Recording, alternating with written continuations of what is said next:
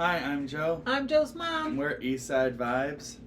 So today we're covering an artist that we've done before on this channel, and it's someone that I like. When I first showed him to you, I didn't know like how much you would be into this. I liked him a lot. But, I remember I liked that album a lot. Well, I remember and I didn't know at that time. And I thought it was interesting that you liked it because it's someone who I've been into for a very long time, but is pretty.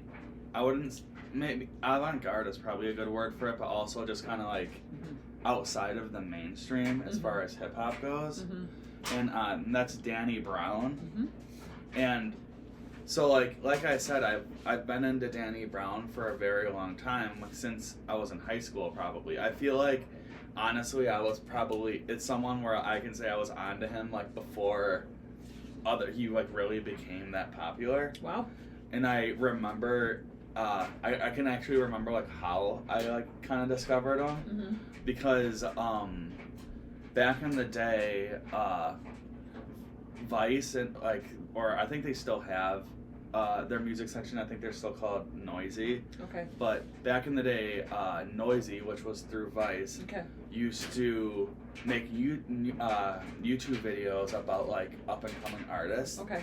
And they had they found Danny Brown, and they would have him interview other up and coming artists. Cool. Because he has this super vibrant personality. Yeah. So Danny Brown was interviewing. He interviewed A$AP Rocky in one. Oh, I think he interviewed Mac Miller in one. Wow. And there was a couple others, and that's how I got introduced to Danny Brown. Okay. And then I started listening to his music, and his music was unlike any other rap music that was being made. Still is, I think. At that time, it still is. Yeah. But especially at that time, he had albums like The Hybrid and XXX and Old. They were really, they weren't really big in the early 2000s, but I was really or 2010s, but I was really into them. I would say that he really started to get popular in the mid 2010s when Atrocity Exhibition came out. Okay. And then you know what I'm saying came out too. And so one thing about Danny Brown is he's always been known for trying to push the boundaries of what is kind of acceptable in hip hop. Okay. And in a way that's different, because other artists do that too, but in a way that's definitely different.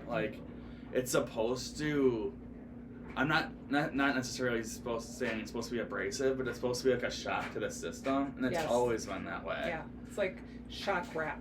Yeah, and early in his career, he would rap about, and he was addicted to a lot of hard drugs, and he would rap about it, and his music kind of sounded like the feeling, or either the feeling of being on those drugs, or the feeling of being around it, and all that, and everything it's associated with. Now they're saying that this album is different because, as I was telling you, in 2023 he worked with a foundation called Music Cares, and they found him a rehab center, which has helped him. Well, I mean, I would say sonically he's still definitely doing that, but it's different in the fact that this album is not revolving around drugs. Right. But over the last 2 years, I would say he's been trying to push the boundaries with music even more than he was, which is saying a lot, because he had that joint album with JPEG Mafia called "Scaring the Hoes," which is honestly, forgot I was about to say that out loud, but that's what it's called. Nice. And the album is, you wouldn't know who JPEG Mafia is, and I don't even think you would like him. He makes basically I would call it industrial rap music. It's industrial music mixed with hip hop in a way that's there's definitely no one else that does it like JPEG Mafia. Okay. And if you don't know what industrial music or if you don't know, it's 9 Inch Nails. That there's a song in there that has that vibe to it, and I can't remember what the song is, but all of a sudden it's and I'm like, oh my gosh. So that's what JPEG Mafia does, and Danny Brown was on that album with him, Scaring the Hoes, and I thought it was like, it's really good for what it is. But it's just like, if you're not into that, then you wouldn't be into that album. And then last year he released Quaranta, and that's the album that we listened to together.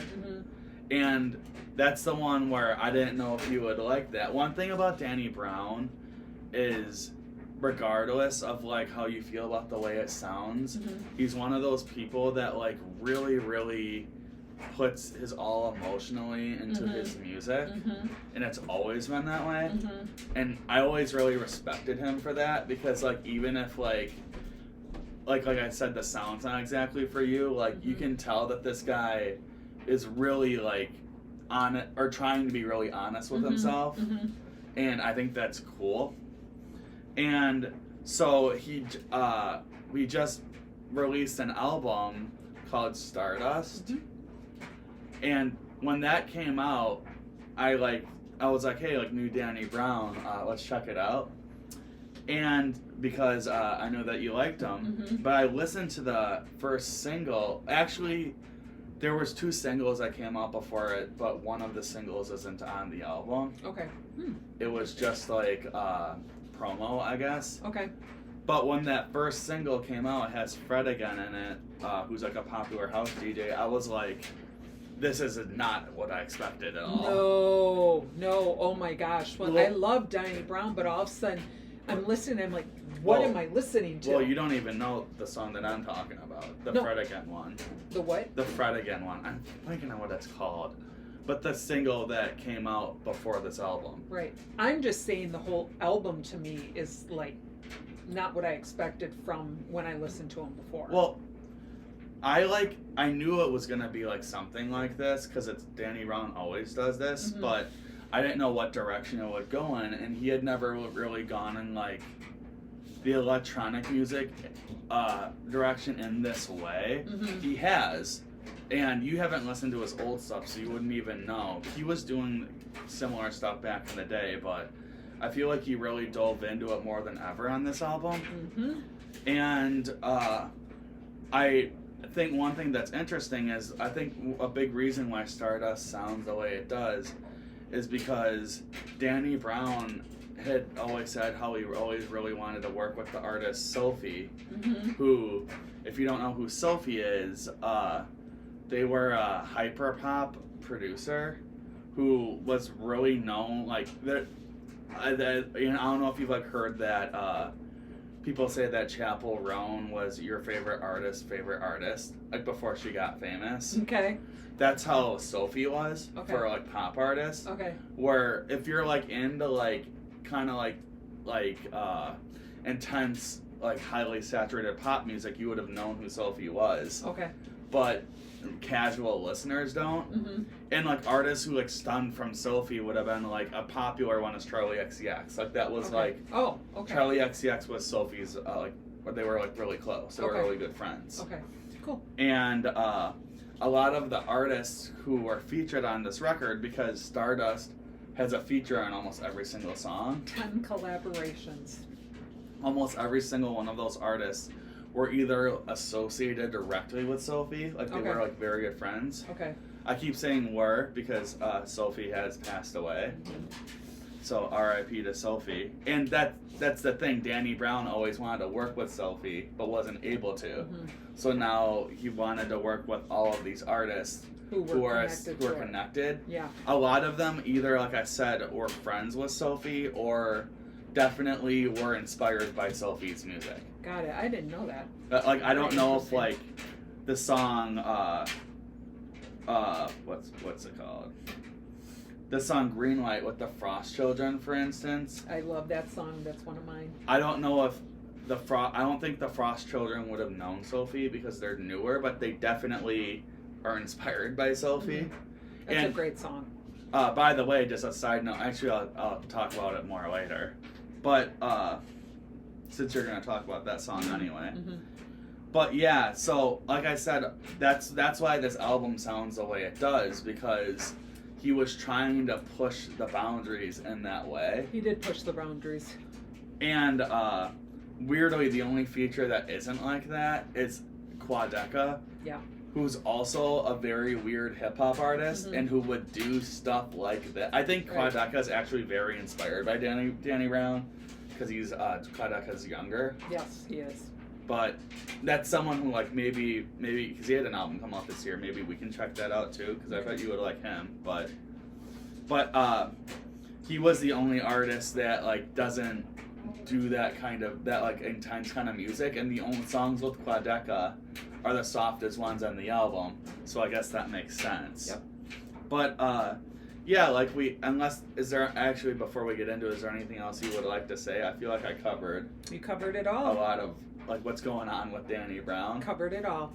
Obviously, it's someone that like I have liked for a long time like and like know a lot about and kind of like can like empathize with a lot of like the stuff he said in some of his songs, and I've always, like I said, I've always liked that he is extremely honest in his music. Yes, yeah, he is honest in this music. It's not like it's like he does a good job of putting the good and the bad in with like everything that happens in your life. It's, you know. Yep, I bring that up actually. Yep. Where it's like a lot of things he's doing may like seem good in the moment, but they're bad for him later. It's not just glorifying, not necessarily glorifying things that other artists are glorifying. Right, and it can also be that he's glorifying the fact that he's better, but there's always that, like, you have the angel and the devil on your shoulder. Or happier. Yeah, exactly. Yeah. And I haven't really gone into it, but like if you even know any of Danny Brown's backstory, like his backstory is insane. How he was like a crackhead and like he was like homeless for a while, and I know like one of the reasons why he started making music is because he was in jail and he just like wanted something to do, which happens for a lot of rappers, by the way. They kind of like use it as like a therapy because they don't actually so they're get writing therapy. stuff down for music. Yeah. Because I don't think he necessarily like ever thought of being a musician, right, until he went to jail and he was just sitting there. But anyway, that's a side note. As we normally do, we're gonna talk about some of our favorite songs from this record, and then go over some more overall thoughts at the end. So, like always, we're going to talk about some of our favorite songs from this record, then go over some more overall thoughts at the end. And my first pick from Danny Brown's Stardust is the song Flowers with 8455 or 8455. I actually don't know how they style it or pronounce that. But Flowers is like a really good example of Danny Brown, like, one, pushing like some boundaries of like hip hop and electronic music, and also him like diving into a sound that like you would not expect Danny Brown, or let alone like any rapper, to really like make music with.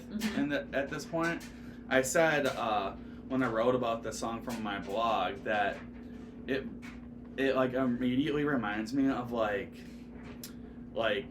big room house music, which I know like you wouldn't know what that is, but when I was younger, I used to be like really into going to electronic music shows, and they had these specific artists called like big room house artists, where it's house music, but they were known for having like very distorted and like highly saturated synths that basically it's meant to like get a crowd dancing. Yeah, somebody I read about, they said this is a very danceable, and they also called it colorful album as well. Yeah, so.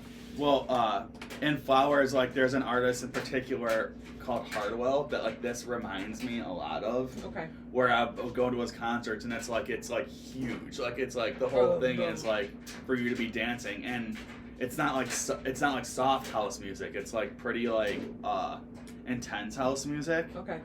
And I think the arrangement of the instrumental in the song is really interesting because the hook has that big room house feel, and they have 8455 singing on it, and like that artist like feels like the kind of like artist who would be singing on those big room house songs back in the day. Okay.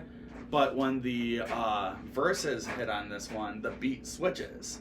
Okay. And it's more, I don't know if you remember, it's more hip hoppy. Like it's like the timing on the beat is more hip hoppy on the verses than it is during the chorus. it has the kind of like BPM that you would expect out of like a house song, Mm-hmm. and then the verses have the kind of BPM that you would expect out of like kind of like a alternative hip hop song, Mm-hmm. and it like the way that meshes is like really cool because that doesn't really, you don't really hear that. It's either one or the other. Mm-hmm. So it's, to me, it almost feels like two different songs in one song. He does a lot. He does that in a lot of his songs where Yeah. musically or instrumentally it'll go one way and then all of a sudden, Like boom, it just shifts. when he's rapping, it kind of like feels more hip hop. Yeah. And in this song in particular, I really like how Danny Brown, he's known for having like this very, like, I guess like high pitched and like kind of like quirky way of rapping. Okay. But- It is high. Yeah, I agree. Quirky. But this song isn't as much like that, or his rapping isn't as much like that. It's more subdued. Mm-hmm. And I think that's because the chorus is so big that he's almost contrasting like what the chorus is doing. I got you. And I it creates like a really like cool contrast because it feels like you're going like back and forth throughout the track. And Flowers is a lot of this the songs on this record are like very introspective as far as like Danny Brown and where he's been. Mm-hmm. And Flowers is one where he's like kind of like talking about how like he got his flowers, how like he literally like came out of like, you know, like the actual like gutter, Mm-hmm. and now like we'll make sure he'll do like everything he has to do to like stay like Steady and stay steady and like, you know, healthy or whatever, Yeah. like make sure he's mentally, physically, everything. and financially Yes, okay. financially. And yeah, so like that's how I feel about Flowers. I think Flowers is it's a really cool song because it feels like almost two songs in one, and I appreciate that a lot. So the next one we picked is Lift You Up, Mm-hmm. and that's one of my mom's picks, so I'll let you talk about it. So it's just him singing on this song, which I thought there were more than one person. The synths, so in the very beginning, in the synths, you have like drums, and then it goes to cymbals with the drums, and then it goes to horns with all of them as well. So I like how it brings them in. It just, Well, you know what the instrumental reminded me of this, and I bet you like this kind of music, so maybe that's why you picked this one. It reminded me of, it's called high energy music. okay. It's that 90s style of dance music, Oh, which, like songs like, I'm trying to think of like specific songs where like you would know. Like the Be My Lover song, like, do you know that? yes. Like that's high energy music, and that's what this instrumental like made me think of. Or even Okay. like Gloria Estefan electronic songs Okay, had like this style of like instrumental, yeah. and I really like that. Oh, I like it I a really lot. like that kind of, or that 90s style of like dance music. Yeah, I like it a lot. That's what this reminded me of. All right, cool. There are no backup singers, as I just said, and there's a background phrase that keeps coming up, and it's take me up, lift me up. So obviously, going back to what we were saying before, it's, you know, he was kind of in the gutter, and he was lifted up, and he wants to go, you know, up higher, you know, keep lifting me up. According to a website called Talem.com. I thought he was also talking about someone Yes. in this yeah. song. Yep. That'll come up. who like actually. helped him. Yep. Yeah. So according to this website called Talem.com, the meaning behind the song is that it admits he has had to deal with the things. Okay, the song admits the struggles he has to deal with while still avoiding the traps in his life. So basically, he's like, you know, and that's true of anybody who's working for sobriety. You know, you stop doing the things, but it's still an everyday struggle because you still want to do it. And that's kind of where he is in some of the parts of the song is like, I know I've gotten better, but the urge is always there. It never Yeah. goes away. So that's like part of it. It also talks about toxic relationships. So inside of there, there's toxic relationships. Drugs and alcohol are part of it as too. It's light versus dark in imagery. So again, it's kind of up versus down, good versus bad throughout the whole song. It talks about awareness and rehab, and it talks about toxic patterns in his life, which I think is a relationship. The story behind the song refuses any easy resolution.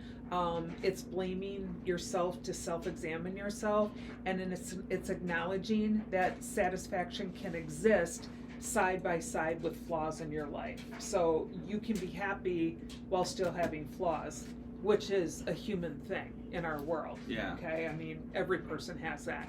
Some lyrics that go along with what I say, or what I said, sorry, are, I don't know what's up with you. And this kind of goes towards the whole, I think, toxic relationship portion of it.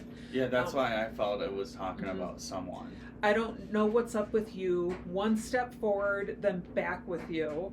Got me seeing red, but I think it's clear as day. If you don't work on you, I'll never be okay. Trying to see that light, but I know it ain't right. How you get me in the dark? Tell me, where do I start? So it's almost, I feel it's like a person who brought him down. Yeah, and he's that's like, what I thought. Yeah, because he's like, I'm seeing red, but everything's clear. And, we go one way towards positive, and then we go back down. And so, it's a struggle for him, really, because he wants to go, almost like go to the light, if you would, but this toxic relationship always brought him down. That's like especially interesting because of the sound of the song. Because it sounds very like dancey, like I said, and something like that you would like, but that would put you in a good mood. And then like if you're listening to like what he's saying, it's like kind of almost the opposite of that. It like creates like a cool contrast. It does, yeah. Music instrumentally, very good. I mean, instrumentally it's one thing, but like you said, then when you hear the lyrics and it's totally different. So that's Lift You Up. The next one we picked, we already mentioned it, it's Green Light with the Frost Children. And what I was going to say is, I never knew who the Frost Children was before this summer, and I remember that I saw the artist Porter Robinson, perform live this summer, and the Frost Children opened for them. Oh, I looked them up. I liked it. Yeah. And I looked, and I didn't really look up the Frost Children after that concert, although I thought the songs were like all right or whatever. Yeah. And then I saw this name again. I'm like, oh, like I've seen them live. I recognize these people. That's cool. Awesome. Yeah. And another thing, I'll let you talk about it, but I always wondered when Danny Brown would like go down this like rabbit hole? I would call it like, it's like emo trap music basically. Oh, okay. Where I don't know if I think what was that guy's name that we did? Did we do Ian Dior? I don't think we did Ian. Oh, we did Eric DOA. Yes. And his music is like pretty similar to this, I would say. Okay. I don't know if you remember, like instrumentals like sound like this. And I always thought Danny Brown would do that because I know he's into emo culture. And this is like, the Frost Children is like the modern version of emo, I would say. Yes, it's not as like when I was growing up. I almost feel it's a little lighter in some cases. Well, emo was like rock when I was growing up, and it transitioned into what this is. Frost Children. It's like an electronic version of it because the melody to me still sounds emo, but it's obviously like electronic. Right. But yeah, I'll let you talk about it. So it begins with singing, and it happens throughout the entire song. So it starts with like this particular saying that goes through the whole song periodically. It's like the distinction with Brown's voice versus Frostchild's voice as well. So you can definitely tell who's singing what in this. I think Frostchild is singing they're the Frost Children. I forgot what their names are. I'm sorry, and I know that there's two of them and they're siblings. Yes. But I forgot what their names are. I'm sorry. Sorry. I looked it up before, but I couldn't remember. The metaphor of this song is that someone is being given the green light to proceed in, I'm just going to say it, in a sexual relationship. So think of it that way. You're being given the green light to have sex in a certain way. So that's basically it. The song suggests that these activities are occurring in a car. So all of this green light stuff seems to be happening in a car, and I will just share some lyrics with it. Driving fast while doing it slow, eyes on the road, I'ma pass you the aux, putting on your lip gloss in the rear view, looking so good while I just drive slow, take you where you want to go, we can ride till the wheels fall off.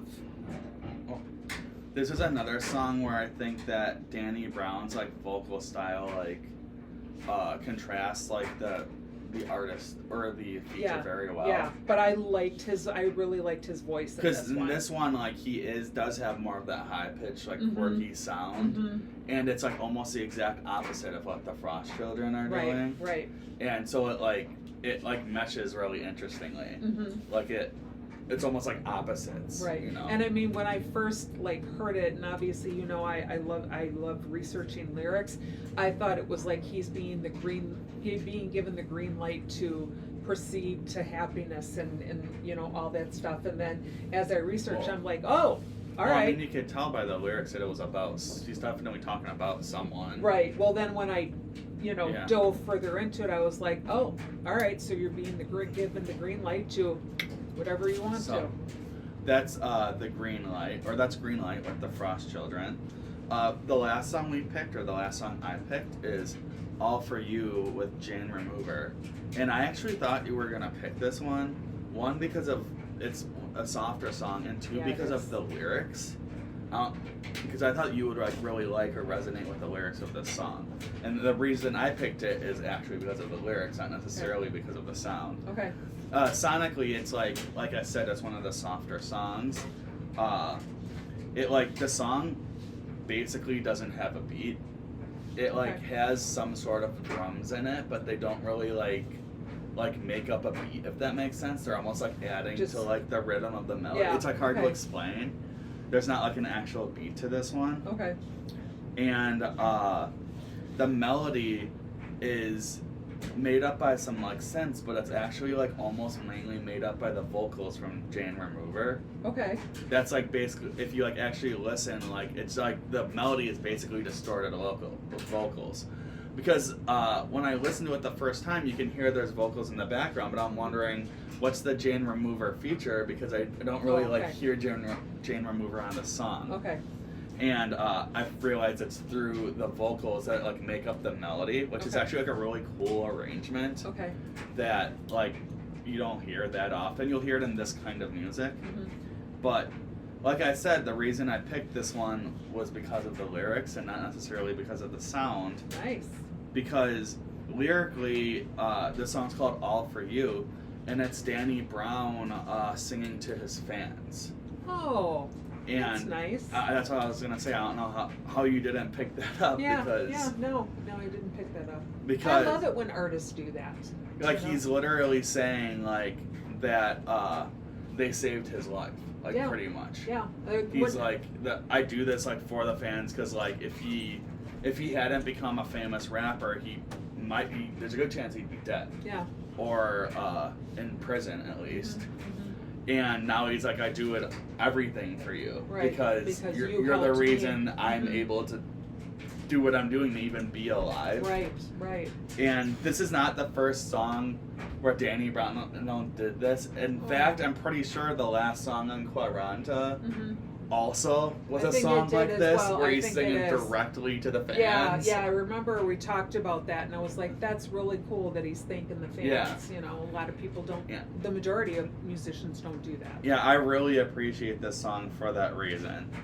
Because, like, sonically it's cool, and then when you actually think about what he's saying, like, I would love to see this performed live. Oh, the just fans like to see would him be singing it to the fans. Yeah. Oh, that would be so cool. Yeah, I love that. How he's like,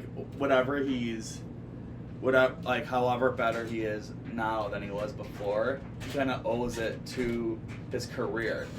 You know, if he wouldn't have like made it, he probably wouldn't be okay. Right. Oh, exactly. And so yeah, that's all for you with Jane Remover.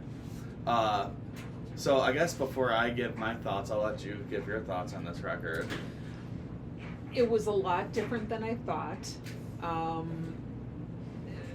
For me, I think it was because of the second song that I listened to. It was really difficult. I'm like, oh my gosh, if this whole album's like this, it's gonna be But then some songs, like the ones that I did, Lift Me Up and All That's Green Light, then I started to see that there was like a different side. You know, it's like he changes musically throughout the whole thing. It's not like he stays, on one tone. You didn't pick the Quadeca songs, which I kind of thought you would.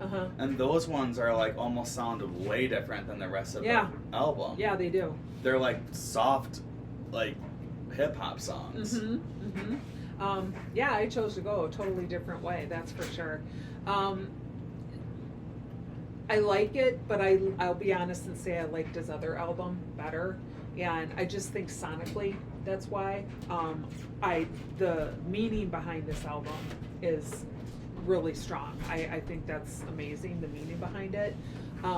Just as this is a side note, and he already knows about it, Danny Brown actually has a podcast called Danny Brown /.com. Was it like the Danny Brown show or something? Or it is the Danny Brown show, where he talks about himself, but he also talks about like music, and apparently he's funny as hell. Yeah, he's hilarious. Yeah, that's one of the reasons why I got into him to begin with. Yeah, so I always thought he was really funny. He brings this out in his podcast. They're like, he is funny as hell when you listen to him. So, those are my thoughts. Yeah, so I one thing about Danny Brown that I've always really appreciated, I was talking about this in the beginning, is he's always willing to go way outside the box. He definitely and do whatever he wants with his music. Respect. And I saw a TikTok about this. I actually saw it after I did my review, so I couldn't include this idea, even though I think I kind of talked about it in my review on my blog. Okay. And that's that Danny Brown, I believe it was on XXX, he featured the artist Purity Ring, and then he featured the artist FKA Twigs, who at that time were considered like very avant-garde, like R&B artists. Okay. And because I remember there are people who were kind of not complaining about this record, but like they were like kind of like, what is this? Right. Well, what Green Light, I was just kind of looking through and seeing. Green Light was probably one of the least favorite songs by people. Which is interesting because that's like one of the more palatable ones, I would say. Exactly. Yeah. They're saying it just didn't hit with me, or I just didn't like the way that. Well, not everyone also likes that kind of. Yeah. No, I get that, but out of almost everything that I saw, they're like, Green Light didn't hit with me, and I'm like, But my point on that was, it's like Danny Brown has always been someone who will just work with whoever he wants to work with and make weird music because really he cool, wants to do that. Yeah. And it helps. He doesn't care. No, and it helps to bring those expose artists, other artists. Them to, And if you try to say that he doesn't do that, like the fact that he had Purity Ring and FKA Twigs on his music way before they ever got big, that's cool. Kind of shows that. That's cool. And this album's obviously full of that. He's exposing these hyper pop underground artists to the world to get way more listeners. Again, I think out of how many songs were there? 12? Yeah. Yeah, out of 12 songs, he has 10 collaborations. I said that before. And I'll admit that I don't think every single song hits the way it's probably supposed to. That's a good way of how I felt. Yeah. But I think the quality, the quality songs are really quality. And you can tell that he put his all into this. Oh, 100%. And the other thing I want to say is, lyrically, for what it's worth, this is as deep as anything he's done in a while. Yeah, they said that. He's showing his vulnerability. I mean, he always did that, but it always had more humor involved in it, I would say. And this one's not funny.